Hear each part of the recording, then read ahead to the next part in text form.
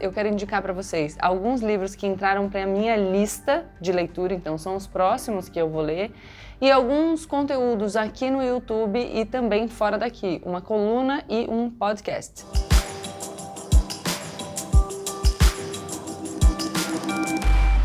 Olá pessoal, como eu sempre digo, a partir de agora, menos emoção e mais razão. Aproveita para se inscrever no canal, deixar o seu like nesse vídeo e compartilhar o vídeo com seus amigos, porque hoje a gente vai ter um vídeo de dicas. Vez ou outra eu apareço aqui comentando com vocês ou sobre os livros que eu li, ou sobre alguma coisa que eu ouvi, alguma matéria, alguma coluna, enfim, que me ajudam a formar a minha convicção, as minhas visões de mundo, para que vocês possam consumir esse material e, se gostarem, enfim, incorporar a leitura desse tipo de coisa no dia a dia de vocês, e se não gostarem, é a vida, acontece, a gente não vai concordar em todas as coisas. No último vídeo que eu fiz, eu indiquei para vocês alguns livros que eu já tinha lido. Dessa vez, eu quero indicar para vocês alguns livros que entraram para a minha lista de leitura, então são os próximos que eu vou ler, e alguns conteúdos aqui no YouTube e também fora daqui, uma coluna e um podcast. Então, vamos começar com um livro. O primeiro, estava ao contrário aqui, que eu quero indicar para vocês é esse. Nacional-Populismo, a revolta contra a democracia liberal. Os autores desse livro são o Roger Idwell, que é um especialista em tradições, ideias e partidos políticos, incluindo o fascismo, e o Matthew Goodwin, que é um sociólogo político que pesquisa por que as pessoas estão abandonando cada vez mais, enfim, as crenças tradicionais para encampar esse movimento nacional populista. O livro discute esse movimento nacional populista, mas sob uma perspectiva diferente da análise tradicional. Eles basicamente vão dizer que essa análise tradicional erra tanto em relação à composição da base de apoio do nacional-populismo, quem são as pessoas que integram esse movimento, quanto em relação às causas, à emergência desse movimento nacional-populista, quanto em relação ao prognóstico para o futuro, então se ele vai durar ou se ele é uma onda passageira. O que eles vão dizer é que, embora dentro desse movimento nacional populista existam pessoas racistas, xenofóbicas, antidemocráticas, a grande maioria do pessoal que apoia esse tipo de movimento se coloca contra alguns aspectos da democracia liberal, mas não a todos os aspectos da democracia liberal. O que eles vão falar é que dentro dessa base de apoio tem uma galera muito desconfortável com o distanciamento que as estruturas da democracia liberal começaram a apresentar em relação às pessoas. É uma crise de representatividade. O que eles falam é que essas elites da política, as instituições políticas, se distanciaram cada vez mais dos eleitores. Então são pessoas que têm uma crítica específica a alguns aspectos da democracia liberal. E aí o que eles gostariam era de uma sociedade mais democrática e não menos democrática. E aí eles vão dizer que grande parte da análise, enfim, dessa maioria silenciosa nos Estados Unidos, ou do Exército do Povo do Reino Unido, ou da França esquecida, elas acabam ficando enviesadas porque partem de uma fixação com o curto prazo. Então sempre fazem uma vinculação de causas que remetem à crise financeira de 2008 ou à crise migratória de 2014. Mas o que defendem os autores é que, na verdade, o caldo que viabilizou esse fortalecimento do movimento nacional populista agora no século XXI é um caldo que já existe na nossa sociedade há muito tempo e que muito provavelmente vai perdurar. A ideia deles é que esse movimento veio para ficar, então é uma preocupação que não vai acabar conforme a gente troque essa geração, enfim, que em tese defende essas ideias pelos millennials, que são mais engajados, que são mais ligados a essa questão internacional, que isso não vai acontecer automaticamente e que, portanto, a gente precisa se preocupar com o nacional-populismo como uma tendência mais duradoura. E aí eles vão vincular o movimento a 4 causas. Então eles falam dessa crise de representação em relação aos políticos tradicionais. Eles falam de um medo de destruição das comunidades, dos valores tradicionais e do modo de vida, que tem muito a ver com essa questão da migração. Falam também do fato de que, isso é muito legal, de que a economia globalizada neoliberal acabou criando uma sensação de privação relativa. Então que as pessoas têm a sensação de que elas estão perdendo fazendo em relação a outros grupos que ganham no lugar delas. E por fim, eles falam dessa questão da fragilidade dos laços entre os partidos políticos tradicionais e os eleitores.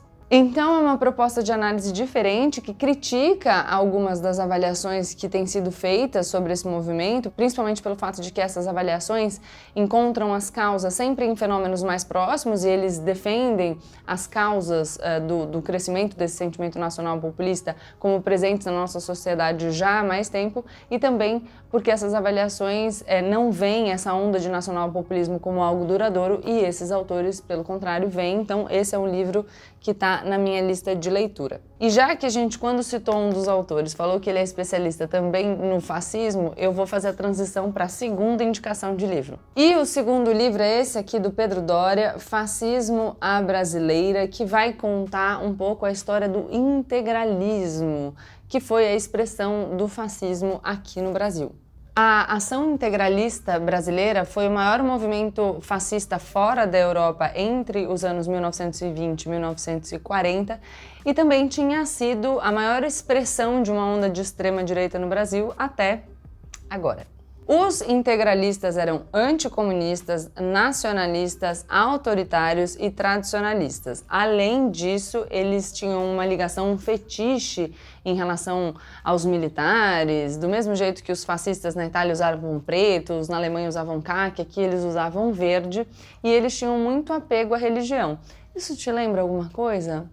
Não sei, não é mesmo?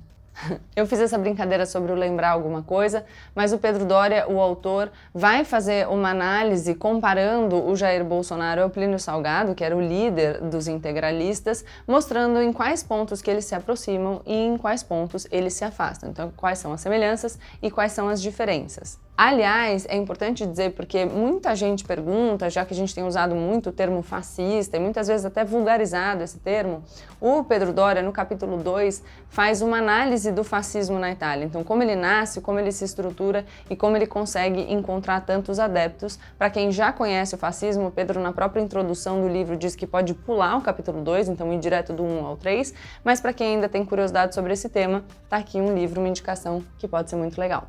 Aliás, já que a gente falou no Pedro Doria, eu vou aproveitar para indicar o Pedro Doria não só no canal dele no YouTube, já vou falar sobre isso já, mas também a newsletter que ele tem, que é o Canal Meio, que é uma forma de você consumir as informações do dia de maneira concisa, mas com alguma análise. Então, sem ler só a manchete, ficar só no título, porque essa é uma forma muito ruim de se informar. Eu sou assinante do Canal Meio, acho a newsletter muito legal e nessa toada de dar para vocês informação com um pouquinho de análise, o Pedro também tem um canal aqui no YouTube muito interessante, com vídeos às terças-feiras com entrevistas e às quintas-feiras com comentários sobre política. Então, se vocês se interessarem, deem uma olhadinha lá no canal dele e, se acharem legal, se inscrevam para acompanhar o conteúdo.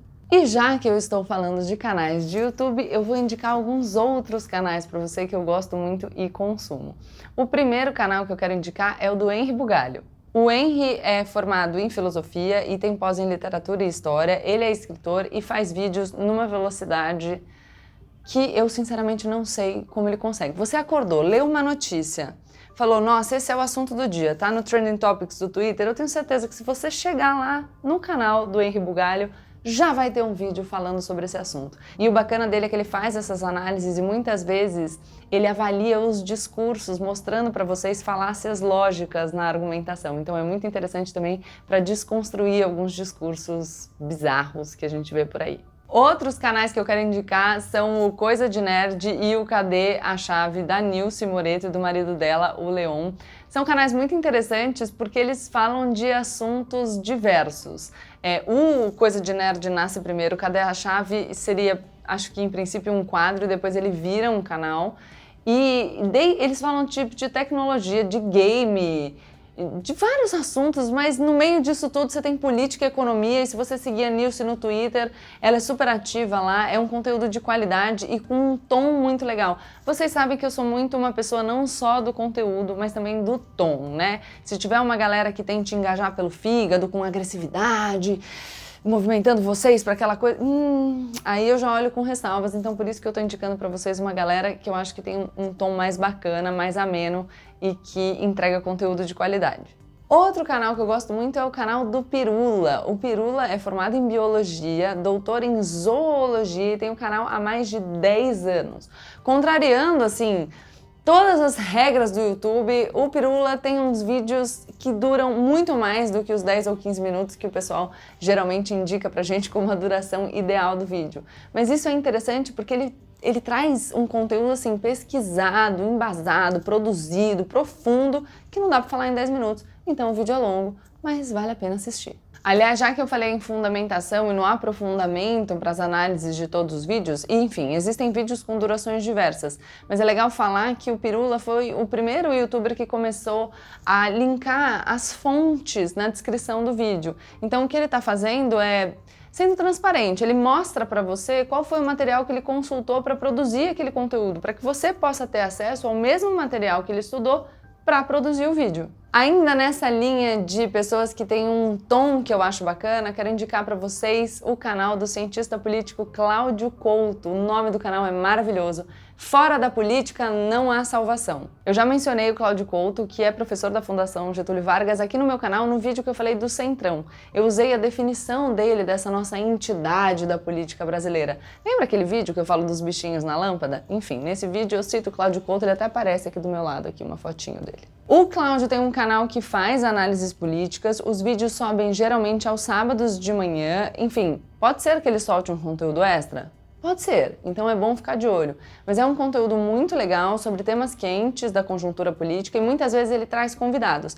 Tem inclusive um vídeo que o título, se eu não me lembro, é Democracia em Risco? Interrogação, alguma coisa assim, mas falando sobre o nosso eventual risco democrático, né? Junto com o Celso Rocha de Barros, que, enfim, é outra pessoa que eu gosto muito e que tem um conteúdo bacana. Vocês podem acompanhar o conteúdo dele não só nos livros que ele publica, mas na coluna na Folha de São Paulo. E toda essa galera que eu falei também tem perfil no Twitter, então se vocês quiserem acompanhar pelo Twitter, vale muito a pena. Chegando mais para o final do nosso vídeo, talvez eu inaugure um quadro, Pilão, o que você acha? Chamar a Coluna da Semana. Pode ser. Nessa semana, para inaugurar essa nossa indicação, eu vou indicar a coluna do meu amigo, meu colega de trabalho, o Leandro Carnal, que conta a história de uma cidadezinha chamada Santa Cruz, que tinha 2 livrarias, uma mais progressista, mais tolerante, mais inclusiva, e uma outra, já que a gente falou dos integralistas, com uma visão um pouco diferente de mundo, que possuía, por exemplo, as obras do Plínio Salgado, o líder da ação integralista brasileira. Essas 2 livrarias, né, com objetivos tão distintos, com uma coletânea tão distinta, elas viviam em harmonia nessa pequena cidade até 2013, quando o clima na cidade começou a mudar e, de repente, as pessoas começaram a se dividir de forma muito extremada, entusiasmada e até mesmo violenta. E não só a cidade ficou dividida, como as famílias também começaram a ficar divididas. Deu para entender? O que ele está querendo fazer? Qual é o símbolo? Qual é a metáfora aqui? Pois é, então eu vou deixar para vocês aqui na descrição do vídeo o link da coluna do Leandro Carnal, mas eu sei que ele postou a coluna em partes no Instagram, então se vocês quiserem, tem o perfil dele no Instagram, ele também tem canal aqui no YouTube, é um conteúdo muito bacana para vocês seguirem, porque é produzido, eu sei, com muita dedicação e tem muita qualidade. Por último, a nossa dica de podcast. E a dica de hoje vai ser o episódio de A Praia dos Ossos, da Rádio Novelo. É um podcast policial. Essa primeira temporada, vai falar sobre o assassinato da Ângela Diniz em Búzios, na Praia dos Ossos, pelo seu então namorado Doca Street.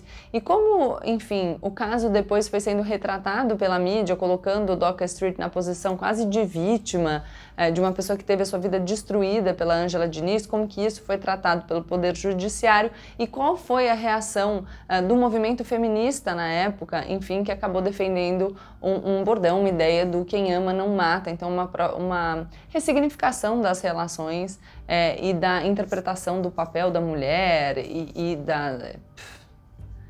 dessa passada de pano, né, pro homem. Enfim, é muito legal, tem todas essas abordagens, então, do direito penal, dessa questão do feminismo, da evolução do papel da mulher na nossa sociedade, junto com esse suspense policial. Os episódios são lançados semanalmente, o primeiro já tá no ar. Então, Praia dos Ossos tá lá disponível no Spotify, vocês podem ouvir. E é isso, essas são as dicas da semana. Espero que vocês tenham gostado. Eu já vou me engajar nas minhas próximas leituras. Eu tô muito ansiosa, eu não sei por qual que eu vou começar, na verdade. Eu tô achando que eu vou ler junto. Por quê? Porque eu gosto. E aí, depois também que eu terminar a leitura, eu venho aqui contar pra vocês. Façam o mesmo. Quem gostar das dicas, por favor, vem aqui deixar nos comentários o que achou das leituras que eu indiquei aqui. Ou das leituras, ou das colunas, ou dos canais, ou do podcast, tá bom? É isso. Se vocês gostaram, deixem o like de vocês, se inscrevam aqui no canal e compartilhem o vídeo dessas dicas com seus amigos. Beijo!